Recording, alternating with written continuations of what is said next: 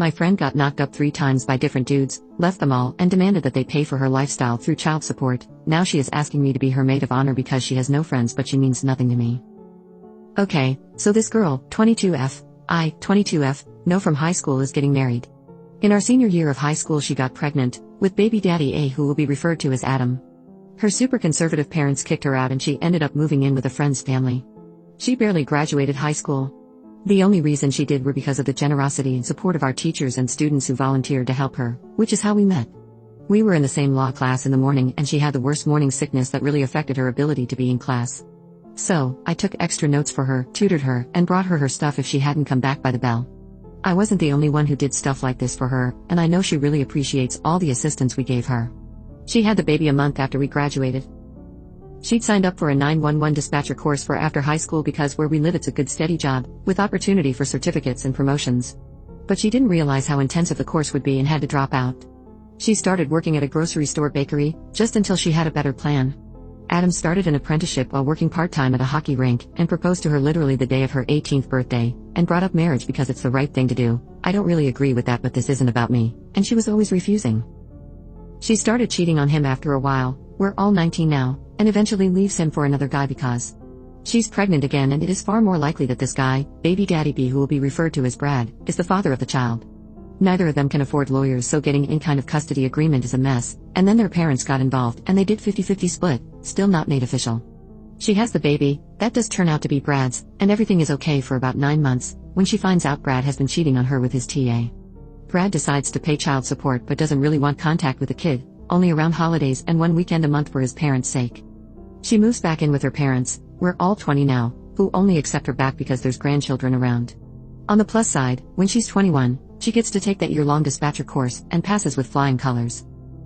After working as a dispatcher for a year, we're all 22 now, she meets a police officer we'll call Chad, who's 26 and married. And Adam's second cousin, I can't remember how they're related, just that Adam and Chad are related somewhat distantly. She has an affair with him. Infidelity is super common among cops apparently. She gets knocked up, his wife divorces him, Chad proposes because it's the right thing to do, she accepts, and her parents kick her out again for being a hoe. Basically, she moves in with Chad with her 2 kids. They've started planning the wedding, which, given the background, is something akin to a dumpster fire. Adam is livid. He was desperately in love with this girl and hasn't really recovered from what she did to him, and while she rejected his proposals years ago, she's accepted one from his cousin. WHO props for the same reason he did. Adam has basically made a call for loyalty in the family, dividing everyone one who should go, who should give money, etc. Plus they're having trouble planning anything because of COVID. Her parents have outright said that they're not going, along with half of her family, and her younger sister has been going around and sabotaging what plans they can make.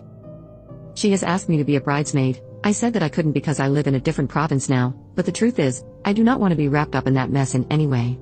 I'm just watching the arguments and events unfold on social media because this is quite honestly the most entertaining thing I've seen all year.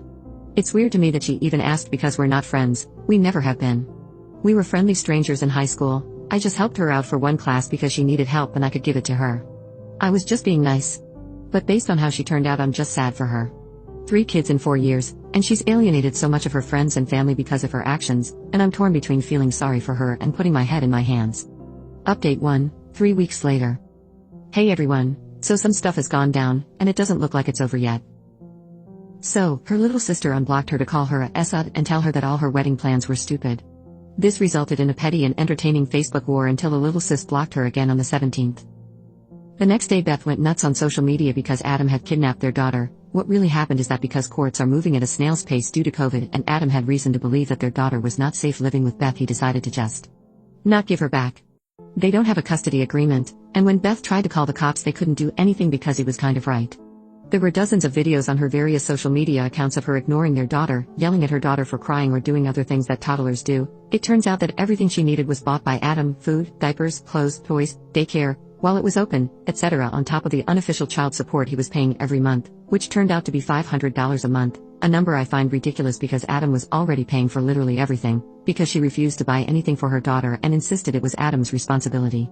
Additionally, after the immediate post-birth appointments, Beth never took baby A to a doctor's appointment, she always deferred that to Adam. Baby A's pediatrician has never met Beth. Beth even tried to get Chad to push back or intimidate him or something, but the local police where we live are under one hell of a microscope after a bunch of dirty cops got busted a couple of years ago. Basically, the cops and the social worker they ended up calling ended up saying there was nothing she could do until they get to court. The social worker tried to get her to go to therapy and parenting classes, but Beth refused and went on a 15-paragraph long rant on Facebook about how she doesn't need parenting classes or therapy. She really does though, and called the social worker some choice words. December 19th to 24th, just a bunch of ranting on social media, calling everyone who doesn't enable or justify her behavior cuss words, slurs, and a whole bunch of other horribly creative things. Also, both she and Chad are under investigation at work now, but she has no idea why. I'm gonna take this time to remind everyone that 99% of this info is coming from her public social media pages where her co-workers are friends and place of employment is listed. December 25th, I'm officially embarrassed to know this woman. I didn't go on her FB page until the evening cause I didn't want to deal with drama, first thing in the morning, on Christmas. In the morning she put on a very beautiful blue maternity dress, got Chad in his police blues, and Baby B in a purple romper, and then live streamed her and her family going to the courthouse to get married on Christmas Day.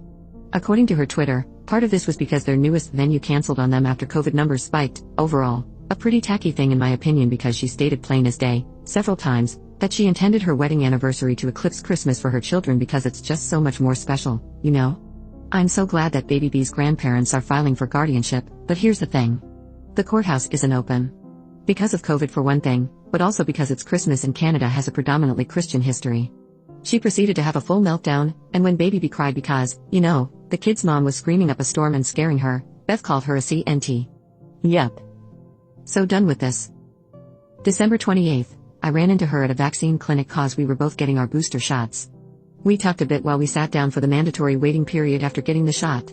She asked how I was but didn't even wait for me to respond before she started ranting and complaining about her life.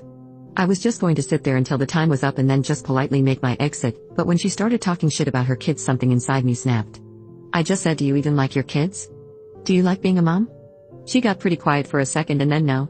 Ike, her voice and demeanor completely changed and we just sat in silence until our time was up. I said goodbye but it was really awkward. December 31st, today, I just looked at her feed and, this is such a shocking what the actual heck moment.